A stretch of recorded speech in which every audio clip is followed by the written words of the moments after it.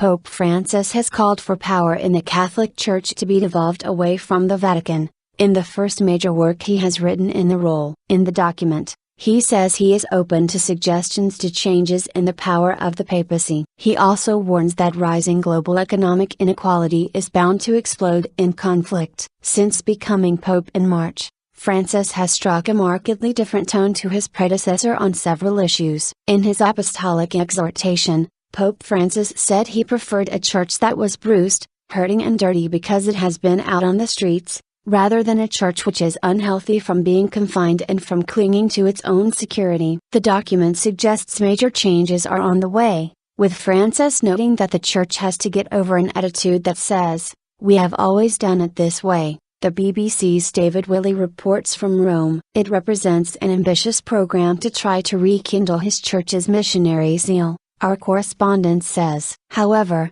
the document reiterates the Church's opposition to the ordination of female priests, saying this is not a question open to discussion. The document also touches on interfaith relations, urging Christians to embrace with affection and respect Muslim immigrants to our countries in the same way that we hope and ask to be received and respected in countries of Islamic tradition. Idolatry of money. Last month Pope Francis held his first meeting with a special group of cardinals to consider ways to reform the Vatican bureaucracy after saying in a newspaper interview that the Vatican had become too self-interested and needed to be inclusive. "I beg the Lord to grant us more politicians who are genuinely disturbed by the state of society." Pope Francis, excessive centralization, rather than proving helpful, complicates the Church's life and her missionary outreach, he says in the latest document. He also says he does not believe that the papacy should be expected to offer a definitive or complete word on every question which affects the Church and the world. This month the Vatican launched an unprecedented survey of the views of lay Catholics on modern family life and sexual ethics. The document does restate the Church's opposition to abortion but concedes that it is also true that we have done little to adequately accompany women in very difficult situations,